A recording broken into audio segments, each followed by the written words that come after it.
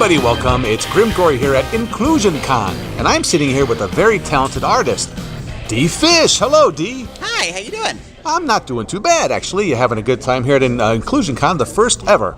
So, actually, we stumbled upon her. She's one of our neighbors here, and really fascinated about what you do here. I even bought all your books. That's how much I like what you got going on here. Yes, it makes you one of my favorite people. Ah, see? She called me a people. Oh, my gosh. I'm so flattered. Everyone's people. Oh, that's right. Ah, a little gorned. Oh, no, that's not a gorn. What is that? Mugato. Mugato. Bless you.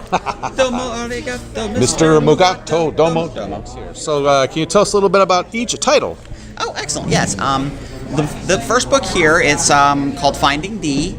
It's a webcomic I've been doing since 2016. I started, and it's kind of a semi-autobiographical look into the trials and tribulations of what it's like to be a 40-something cartoonist trying to break into the industry and make comics while also coming out as transgender.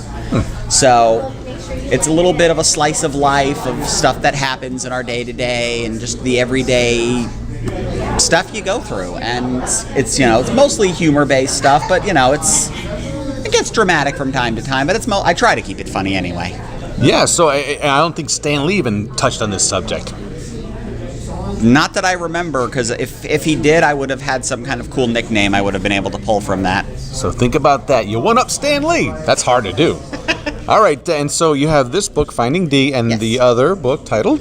This is called The Well Keeper, and it's a fantasy adventure book. It's a story of a young woman named Zoe who inherits a power passed down from mother to daughter generationally. The power connects her to the life energy of the planet. It enables her to communicate with and to a certain degree control plant life, animals, natural forces. The problem is that this gift skipped a generation, so she's inheriting these abilities without knowing what they are, where they're coming from, or why she's now being hunted by a dark force called the Withering Man, who's trying to destroy her to end the lineage of Wellkeepers. Ah, sounds fascinating, and I cannot wait personally to read these. Maybe even crack them open tonight after we get all rested up and we get home. I hope you like them. Oh, we're looking forward to it. Now, let's everyone know that you wrote, drew, inked, colored everything on these books. The covers are colored. The interior is black and white, because otherwise I'd still be on issue 4 of the 12-issue collection but this if I was coloring but it. You're the Yes, I did. all this. I did everything on these books. So it's a one-woman show. I've always wanted to draw comics ever since I was a little kid. So I started as a little kid just drawing comics. Well, your comic needs to have a story, so you had to learn how to write a story, and you needed to learn how to letter a comic so other people could read it. And then you had to learn how to put them all together. And if all your comic needs a logo, so I had to learn how to be. I professionally am a graphic designer. I design logos and stuff like that for a living.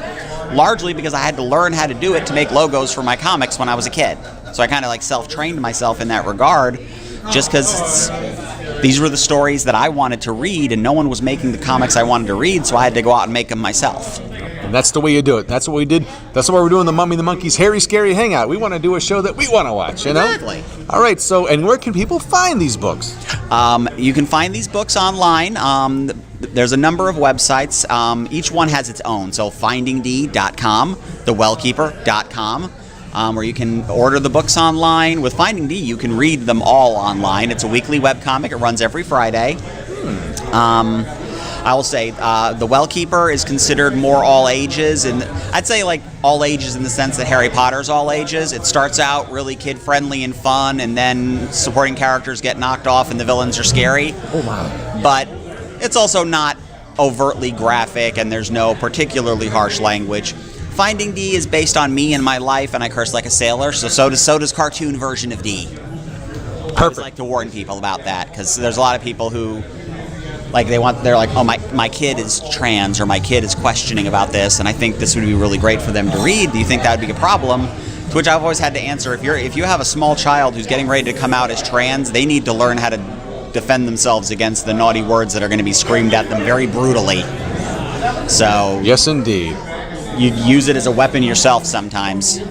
Okay, well, wow, there's a lot we learned here today. On top of being entertained here, I want to thank you, Dee, for joining us. Thank you very much. Be a part of this fantastic work of yours, and we'll be back with some more cool stuff right here at Inqlusion Con 2019. Ha ha!